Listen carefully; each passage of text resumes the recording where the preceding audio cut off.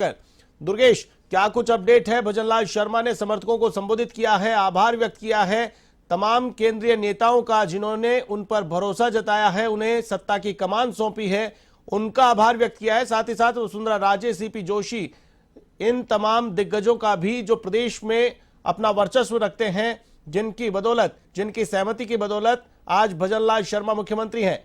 तो क्या कुछ अपडेट भाजपा प्रदेश कार्यालय से?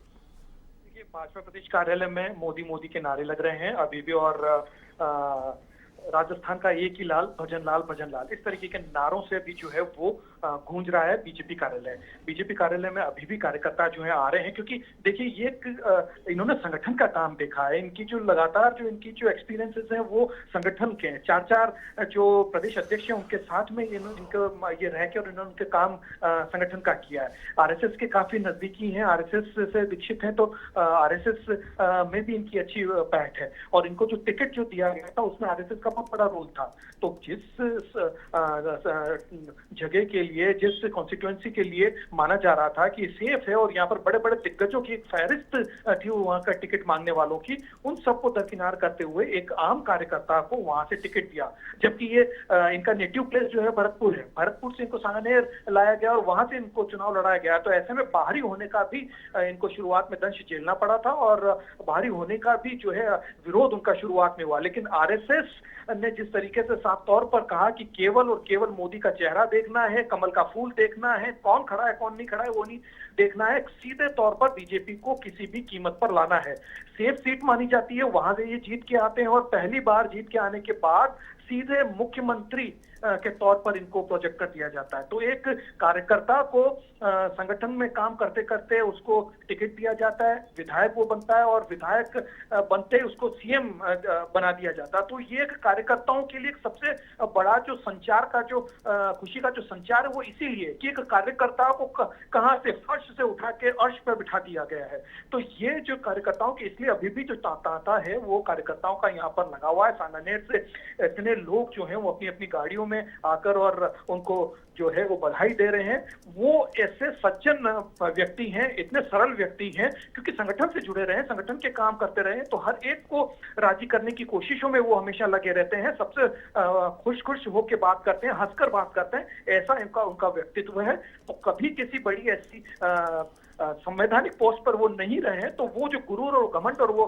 जिस तरीके का एटीट्यूड होता है वो उनमें नहीं है। तो एकदम सरल और सहज वो हैं और इसीलिए जो है वो लोगों ने उनको कहा कि हम आपसे मिलना चाहते हैं, तो तुरंत जो है उसके लिए राजी हो गए। और बीजेपी कार्यालय में जो सांगानेर से आए लोग हैं और भी जो लोग उनको जो शुभकामनाएं देने के लिए आए थे वो उनके सामने सम्मुख प्रस्तुत हुए और अपनी बात उन्होंने करी। पूरे जो बीजेपी के जो नेतृत्व है, केंद्रीय नेतृत्व है, स्टेट का जो नेतृत्व है, उनका उन्होंने शुक्रिया अदा किया और उन्होंने इस बात की भी ताकीद की कि वो अब राजस्थान को डबल इंजन की सरकार की तरह चलाएंगे। और जो उम्मीद लोगों ने की है भारतीय जनता पार्टी से, जो उम्मीद मोदी से जो है, उन उम्मीदों को लेकर वो खरा उतरने की कोशिश करेंगे। आशीष। दुर्गेश, जिस प्रकार से पहले मुख्यमंत्री का चेहरा देखा जाता था तो जोधपुर का चेहरा सामने आता था या फिर झालावाड़ का, अब की बार जब बीजेपी ने मुख्यमंत्री का चेहरा दिया है तो जयपुर से उप मुख्यमंत्री चुने हैं तो वो भी जयपुर से। जयपुर को, राजधानी जयपुर को केंद्र माना है और अब सूबे की सरकार जयपुर के विधायकों को सौंप दी गई है। सांगानेर से विधायक भजनलाल मुख्यमंत्री, विद्याधर नगर से विधायक दिया कुमारी उप मुख्यमंत्री, दूदू जो भी जयपुर जिले का हिस्सा है, दूदू से विधायक प्रेमचंद बैरवा भी उप मुख्यमंत्री। तो कुल मिलाकर राजधानी जयपुर को सत्ता सौंपी गई है। देखिए ये बहुत बड़ा लंबा टेन्योर हम देखें तो झालावाड़ और जो जोधपुर है वो ही राजनीति पर जो है काबिज रहा। हम अगर कांग्रेस की बात करें, क्योंकि कांग्रेस का एक लंबा टेन्योर जो है वो सत्तासीन रहा है, तो उसमें जब जब बड़े चेहरे देखेंगे, राजनीति के दिग्गज देखेंगे, वो जोधपुर एरिया का ही जो है वो मारवाड़ एरिया ही से ही वो बिलोंग करते आए हैं। तो अगर हम कांग्रेस की राजनीति को देखें तो वहां पर भी जोधपुर बहुत ज्यादा जो है डोमिनेट करता हुआ नजर आता था। और अशोक गहलोत के आने के बाद तो लगातार देखा जाए तो फिर डोमिनेशन रहा। तो ऐसे में और फिर अगर वसुंधरा राजे भी आई तो वो झालावाड़ से आई, जयपुर को कभी भी जो है वो मिला नहीं।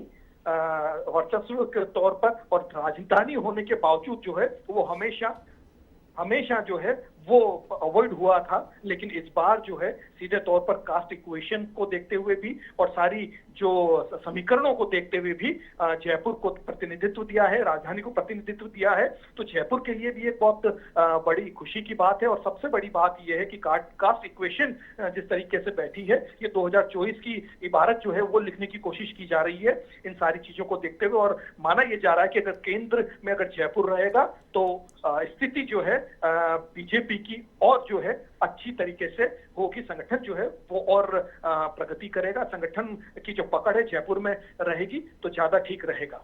आशीष।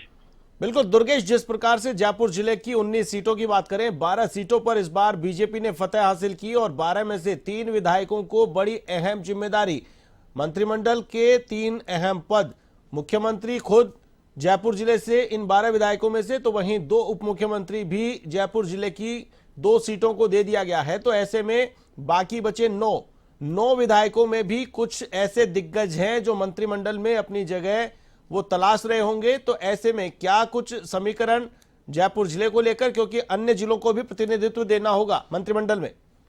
देखिए, लगातार इस तरीके की स्थितियां हम देख रहे हैं और जिस तरीके से प्रधानमंत्री हर फैसले को चौंकाते हैं, तो बिना प्रधानमंत्री की इजाजत के, बिना उनकी हामी के मंत्रिमंडल में कौन कौन होगा ये तय नहीं होगा।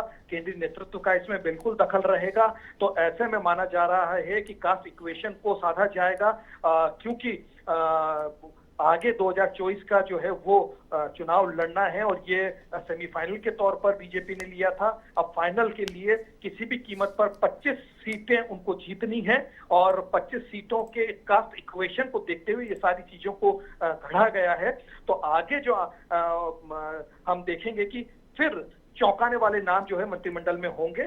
दिग्गजों से जो है वो पार पाने की कोशिश की गई है, चाहे हम छत्तीसगढ़ को देखें, चाहे हम उसको मध्य प्रदेश को देखें।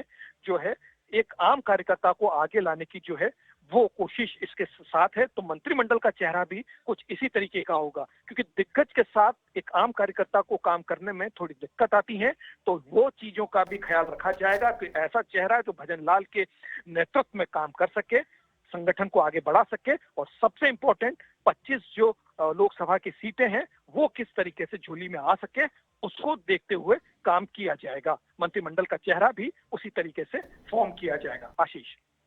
बिल्कुल दुर्गेश, जिस प्रकार से जो अटकलें लगाई जा रही थी उन तमाम अटकलों को धराशायी कर दिया। जो चेहरे संभावित मीडिया में भी चल रहे थे, जो संभावित चेहरे जिन पर दांव खेला जा सकता है ऐसा अनुमान लगाया जा रहा था, लेकिन ये जो चेहरा जो इन तमाम कयासों से, तमाम अटकलबाजी से इतर, ये चेहरा जिस पर भरोसा किया गया, जो बीजेपी ने उस लिफाफे में जो नाम खोला, सबको चौंका दिया।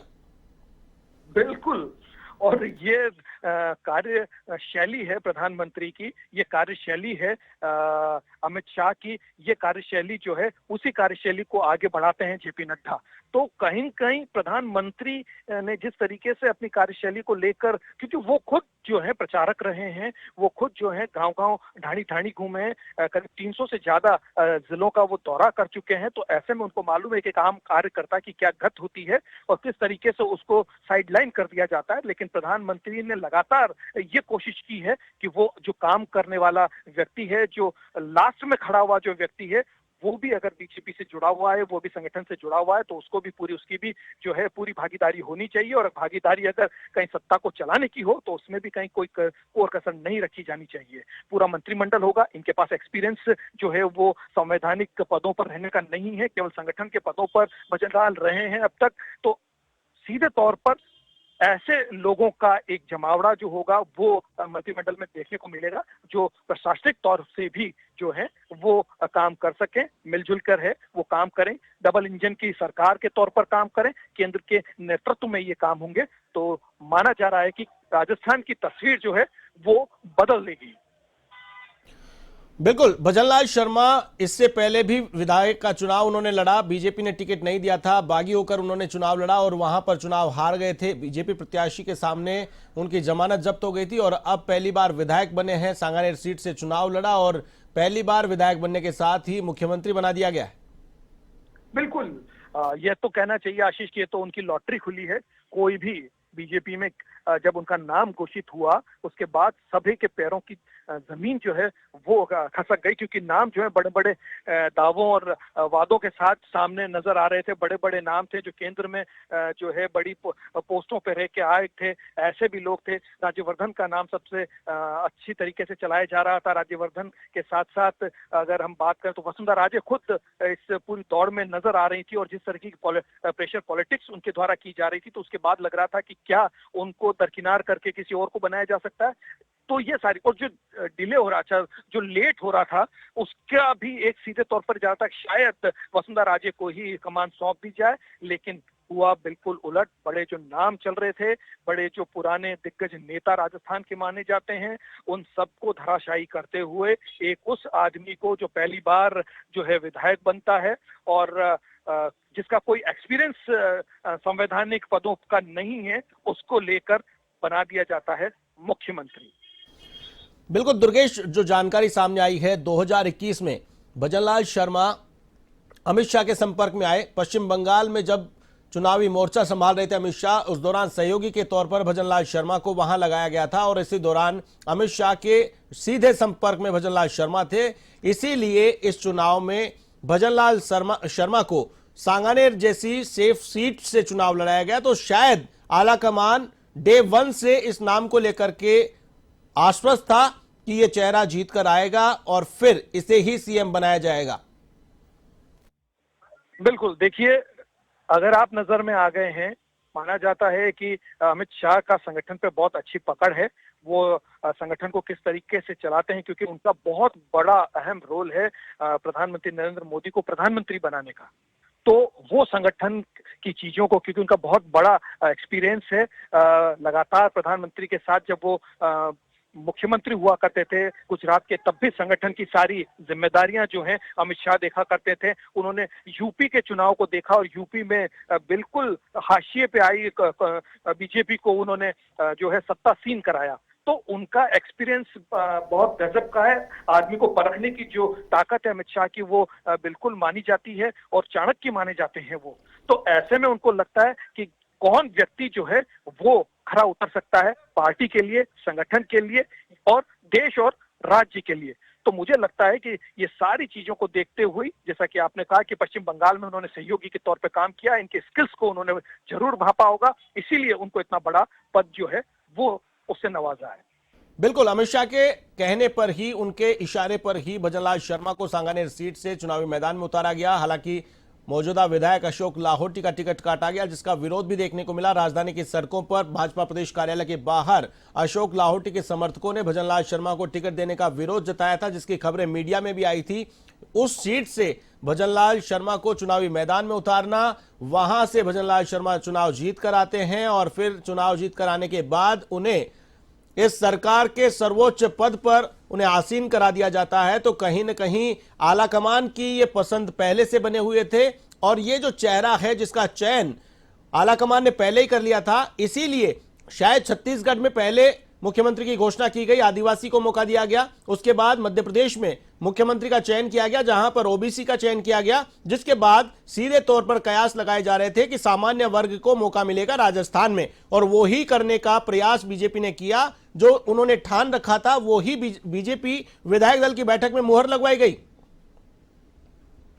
बिल्कुल आशीष, आपका बिल्कुल आकलन सही है। हम लगातार A1 टीवी के मंच से इस चीज को उठाते आए थे कि कास्ट इक्वेशन जो है उसको साधा जाएगा, सोशल इंजीनियरिंग जो है उसको उसके तहत ही सारी चीजें होंगी, क्योंकि आने वाला जो वक्त है वो 2024 का है, आम चुनाव होने हैं और उसमें किसी भी कीमत पर बीजेपी नहीं चाहेगी कि किसी भी तरीके से उसको जो उसके वर्चस्व की जो सीटें हैं वहां पर उसको पटकनी मिले। तो ऐसे में कास्ट इक्वेशन को देखा गया है और किस तरीके से राजस्थान की 25 सीटें जो है वो बीजेपी की झोली में जा सके, उसका ये खाका था। ऐसे ही जो है छत्तीसगढ़ को भी साधा गया है और मध्य प्रदेश को भी। आशीष, बिल्कुल, जिस प्रकार से दुर्गेश फोटो सेशन हुआ, उस फोटो सेशन में चौथी पंक्ति में भजनलाल शर्मा खड़े थे। अगर उस फोटो सेशन को देखा जाए कोई भी राजनीतिक पंडित यह भविष्यवाणी नहीं कर सकता था कि मुख्यमंत्री का चेहरा भजनलाल शर्मा जो चौथी पंक्ति में खड़े हैं, लेकिन उन्हें प्रथम पंक्ति पर, प्रथम सीट पर लाकर बैठा दिया गया। ऐसे में यह चौंकाने वाला जो प्रयोग है वो बीजेपी ने किया। हालांकि भजनलाल शर्मा को इशारा जरूर ऊपर से मिल चुका होगा, उन्हें चुप रहने के लिए बोला गया होगा, उन्हें बिल्कुल सामान्य व्यवहार करने के लिए बोला होगा, लेकिन जैसे ही पिटारा खुला, वसुंधरा राजे के हाथ में एक पर्ची थी, वो प्रस्ताव पहले से जब मीटिंग हुई होटल ललित में तो वहां राजनाथ सिंह के साथ जाहिर तौर पर चर्चा हुई होगी और वसुंधरा राजे भजनलाल शर्मा के नाम पर सहमत भी इसीलिए हुई होंगी क्योंकि वो वसुंधरा राजे जब मुख्यमंत्री थी तब भी वो प्रदेश के महामंत्री थे, वसुंधरा राजे से भी उनके अच्छे संबंध रहे। ऐसे ही अगर बात करें चंद्रशेखर, तो उनसे भी उनके अच्छे रिश्ते थे और इन्हीं तमाम अच्छे रिश्तों का उन्हें बेनिफिट मिला। बिल्कुल, क्योंकि देखिए वो आरएसएस से आते हैं, संघ पृष्ठभूमि के नेता हैं और लगातार उन्होंने 4 जो है प्रदेश अध्यक्षों के साथ महामंत्री रहते हुए काम किया है, संगठन का काम किया है। मुख्यमंत्री जब वसुंधरा राजे थी तब भी वो संगठन में थे, तो ऐसे में उनसे भी उनके रिलेशंस जो हैं वो सही थे। जहां तक माना जा रहा था पूर्व मुख्यमंत्री वसुंधरा राजे के जो के सामने जो खड़े होने वाले जो नेता हैं उनको लेकर वो बिल्कुल जो है वो किसी भी कीमत पर राजी नहीं होती, चाहे अगर गजेंद्र सिंह का नाम सामने आता, अर्जुन मेघवाल का नाम सामने आता, चाहे सतीश पूनिया का नाम सामने आता है, राजेंद्र राठौड़ का वैसे तो न तो राजेंद्र राठौड़ जीत पाए और ना ही सतीश पूनिया, वो वैसे ही अलग हो गए थे, इस लिस्ट से अलग हो गए थे। लेकिन उसके बावजूद भी अगर दिया कुमारी के लिए भी वसुंधरा राजे शायद जो है उन्होंने उस बात को अपोज किया होगा, लेकिन क्योंकि राजपूत समाज से भी देना था और एक महिला को देना था, तो ऐसे में दिया कुमारी का नाम जो है वो आगे चल रहा था। प्रधानमंत्री की भी जो है वो गुड बुक्स में शुमार हैं, तो ऐसे में वहां पर उनका विरोध नहीं हो पाया। लेकिन जहां तक भजनलाल का है वो सभी लोगों की चहेते के तौर पर हैं, तो ऐसे में संगठन से जुड़े हुए होने के कारण उनको फायदा पूरा मिला और इसीलिए उनके हाथ में कमान आई। आशीष, बिल्कुल, जिस प्रकार से भजनलाल शर्मा भरतपुर के रहने वाले हैं, जयपुर की सांगानेर सीट से उन्होंने चुनाव लड़ा, तो एक तीर से 2 शिकार, 2 जिलों को साधने का, 2 क्षेत्रों को साधने का काम भी कहीं न कहीं बीजेपी आलाकमान ने किया है, जिससे कि भरतपुर और जयपुर दोनों जिलों को साधा जा सके।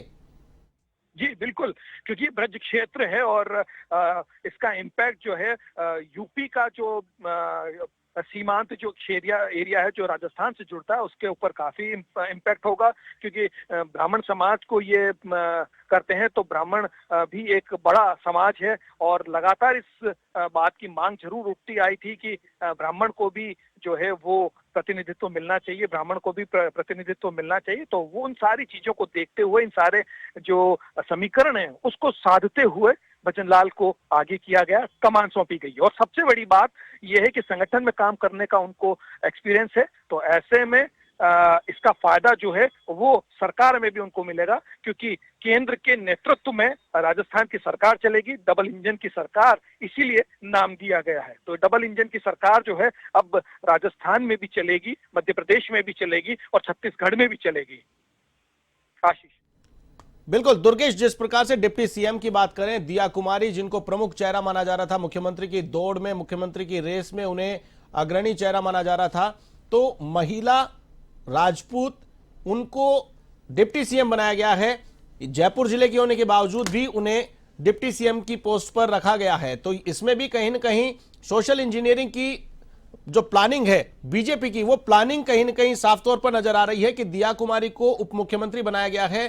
साथ ही साथ प्रेमचंद बैरवा की बात करें तो दूदू सीट से वो चुनाव जीत के आए, बाबूलाल नागर को उन्होंने चुनाव हराया और उनको बड़ी अहम जिम्मेदारी डिप्टी सीएम के तौर पर एससी चेहरा है। तो यहां पर राजपूत और एससी समाज दोनों को साध लिया गया है डिप्टी सीएम के तौर पर। 2 डिप्टी सीएम का जो फॉर्मूला था, ब्राह्मण को मुख्यमंत्री बना दिया गया, तो साथ ही साथ राजपूत और एससी 2 वर्गों को साध लिया गया।